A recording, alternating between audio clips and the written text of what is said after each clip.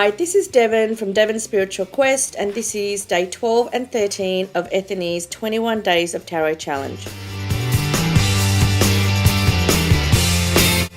As you know, I have included Colette Baron-Reid's Wisdom of the Oracle as one of my top 5 Oracle decks. And what you're looking at here is her Enchanted Map Oracle. And this is a deck that I love, but for some reason I didn't connect with it as much as Wisdom of the Oracle.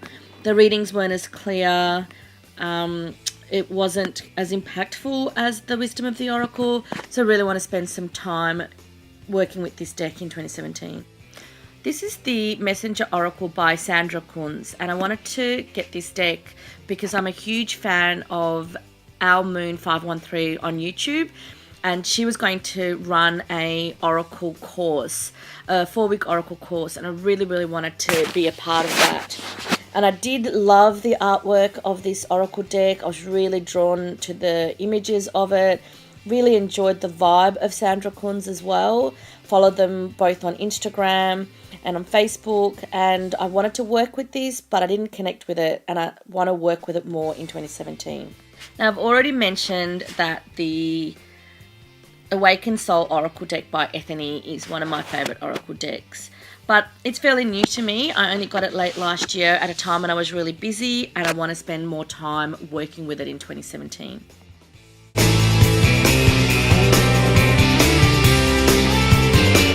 The Tarot of Vampires is another deck that I purchased because of Our Moon 513. I didn't really connect with this deck at all, even though I tried really hard to. I ended up with 2 copies of it because the first one was damaged. That's the one that you're looking at. And I traded the second copy, as I said, because I didn't connect with it. But I wanted to trim decks and I wanted to practice on a deck I didn't care about. So I tried it out on this deck. And all of a sudden, after I trimmed it, I felt a much bigger connection to it. So I want to spend some time working with it in 2017. The Tarot of the Silicon Dawn was a gift from my husband for Christmas in 2015. And I haven't actually worked with this at all. This was a deck that he thought I might like. It was a bit quirky and whimsical, and he knew that I would like it. And coincidentally, I had seen it on Ethony's, one of Ethony's YouTube videos. Really liked the look of it and did have it on my wish list. So I was really grateful that he purchased this for me for Christmas. But I haven't really worked with it, and I'll tell you why in a second.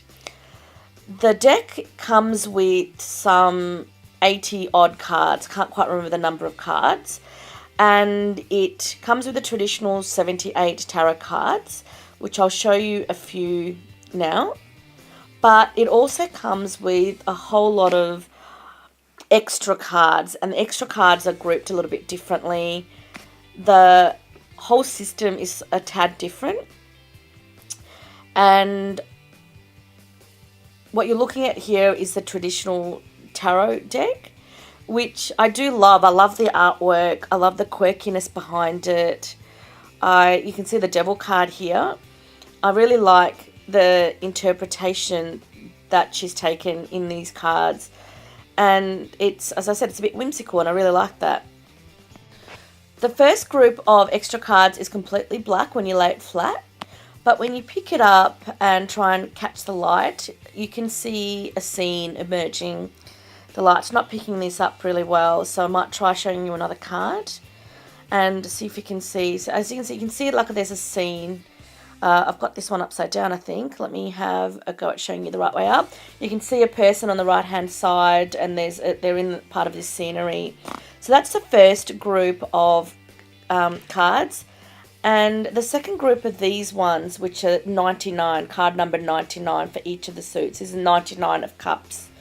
And you get 99 of wands, and so on and so forth. So you get these completely new, reinvented card with very different meanings for this group. This deck also comes with 4 different full cards, and this is the one that I've currently got in the 78 card set, and that's of the girl reading her book and walking off a cliff. This is my favourite because this was me in my teen years. I always had my head in my book and was walking everywhere and reading.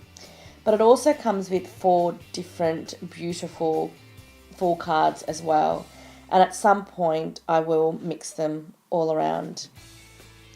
So as I've mentioned, I haven't really worked with this deck before, and I've been trying to think of how I could work with this deck. So what I've decided to try in 2017 is to split the deck in two, just have the 78 cards as the tarot deck itself, remove any double ups and use the remaining cards as an oracle deck and work with the two together. As mentioned in a previous video, this is my husband's Thoth Tarot from 20 something years ago when he purchased it for himself. And I've had it since he gave it to me, since I started my spiritual journey.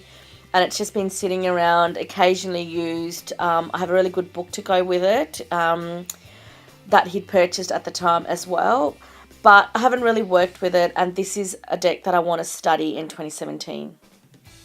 The Line Strider Tarot by Ciolo Thompson literally arrived on my doorstep 5 minutes before I started videoing this YouTube video. And I got this from a trade from a lovely, lovely soul. She's Celestial Tarot on Instagram.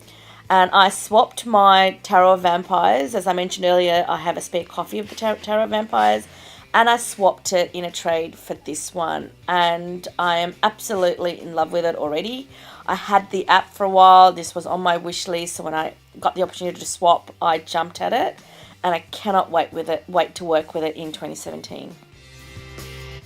Thank you everyone for watching, and I will see you in the next video.